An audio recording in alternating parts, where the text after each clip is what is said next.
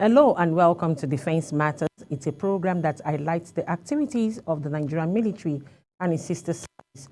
Today we'll be looking at the role of television in the fight against insecurity in Nigeria.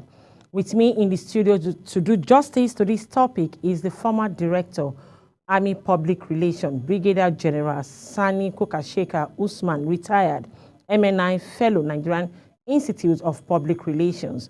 Welcome, sir. Good afternoon, sir. Good afternoon. You're welcome on the show, sir. It's good to have you. Thank you so much. What role can the television news program play in exposing the activities of the criminals and terrorists in Nigeria? Well, thank you very much once again for having me on your program, and I would like to start by commending you guys for doing such a marvelous job, especially with this flagship program, the Defense Matters, on this global TV. And most importantly, I would like to congratulate you for going on DSTV today. Thank you very much, sir. You're doing a lovely job. Thank you. You will understand this when you look at the fact that the media, in particular television, plays a very important role in the perception, acceptance, or rejection of criminal behavior.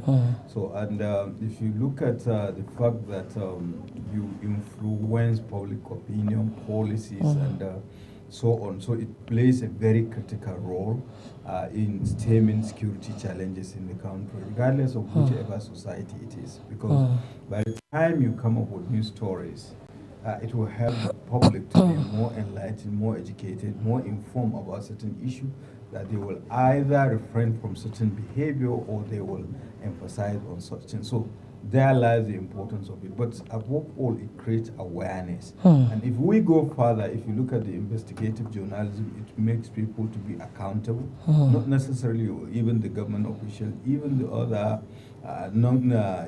the individual, because they know for sure by the time it comes to the limelight that this is what they are up to, they will refrain from it. So when you look at it from that perspective, you realize that it plays a very important role. And if particularly the investigative reporting aspect, it brings out issues that are otherwise hidden, people have to respond appropriately.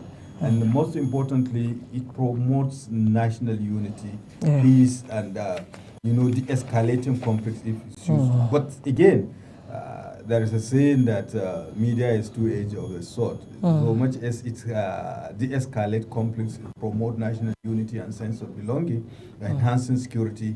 At the same time, it also, escalates, complex situation. We have had instances. Take for instance the case of Rwanda, where radio was used, to perpetrate genocide and so on. So it plays a very, very important role, especially in this country. So in all of this, how can the TV collaborate with the security agencies to be able to eliminate or combat insecurity? Well, there are several instances. Take, for instance, the starting point is the routine coverage of security and defense matters. By the time you cover it, you have a sense of what is going on. Take, for instance, I've seen one of your reports in which the Defense Media Operation Office of the Defense Headquarters give an update of what they are doing, and you can take them to task. So it's a collaborative issue. But beyond that, there are also instances where the respective training institutions, take for instance the Armed Forces Command and Staff College, and of course Nigerian Army Resource Center, they usually had training programs. For the Staff College, there is this exercise, HKU, is on annual basis, in which the media and other segments of Nigerian society are, invited, simulating internal security challenges, and each component has, role to play, and you have a fair understanding what the other and the successes, the challenges, and the protocol involved. The same thing with the Nigerian Army Resource Center, where there are training programs. But beyond that, I think recently, which you are a member, the Defense Correspondent Association, they have had seminar which was sponsored by the Nigerian Army Resource Center recently. So with that kind of collaboration, so you can see that you can team up. But most importantly is the issue of pooling resources together, specialization, because all the media houses now you have specialization in terms of bits. They are the judicial correspondents, they are defense correspondents, who over time they build great wealth of experience, on defense and security matters, that they can break down complex stories for an average listener or average, audience to understand and to see how she or her can play a role in mitigating some of the security challenges, and also by collaborating to expose, those criminal tendencies, just like I told you that you play, or rather the media plays a very important role in perception, acceptance or rejection of behavior. So by projecting those aspects, you will be able to influence the attitude of an average citizen for the betterment of the society. All right, talking about investigative, what role can investigative documentaries play in exposing the root cause of insecurity? Well, they play a significant role in the sense that they go beyond. If you look at the news segment, an event that will take about 2 or 3 hours, you only have 2-minute slots. So, but when you have a documentary that takes about 30 minutes to 1 hour, you can be able to look at, the whole issue at hand holistically. The root cause, what is being done, whether it is right or wrong, and how best to go about it also, if there are mistakes here and there. Because, you see, the staying power of the Nigerian society, it is not the mineral resources, but the abundant human resources that are so creative that by the time you bring things to public domain, you will also help them in participating. More so now, most of the television broadcasts are like in those days that you have to wait for 6 o'clock before you own television. And by midnight it's done. Now it's 24/7. That is interactive. Yeah. So people contribute. So by seeing that documentary, and even the process of making a documentary, you have to go to the place and you research. So automatically people will have a fair and a balanced idea of what the issue is at hand. And that will help in making decisions and policies also. All right, sir. Before we go, how can the television balance the need for to inform the public about security issue with the need to avoid sensationalism or promoting violence? Well, the good thing about journalism profession, there are rules, so to speak. There are professional ethics and professional practice, especially with the mainstream media like global TV, in the sense that there are editorial judgments. The fact that story is there, you don't rush to broadcast.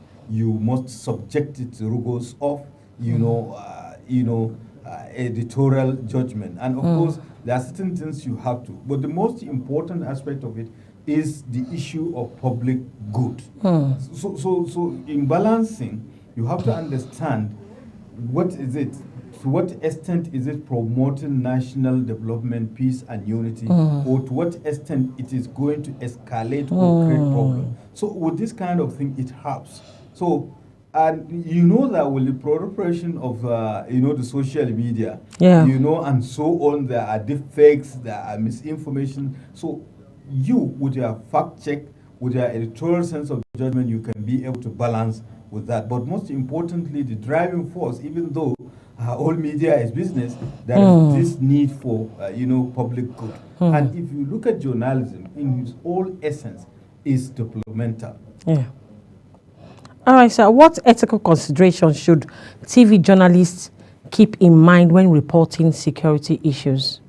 Well, the ethical consideration to a large extent is predicated on the training, and they said in the military that is what they call command is a style. I mean, it's a style. So every commander has his own way. But of course, the ethics, vary from one medium to another. But the fact remains, there are certain global best practices in terms of journalism, the issue of professionalism, the issue of fairness, the issue of accuracy, and so on. So these are the ethical considerations, and the fact that you eschew biasness, and you know, corruptions also, the, you know, the brown envelope syndrome, and so on and so forth. So these are the ethical considerations, and the fact that you know, the media space is being open, so almost everybody is under scrutiny.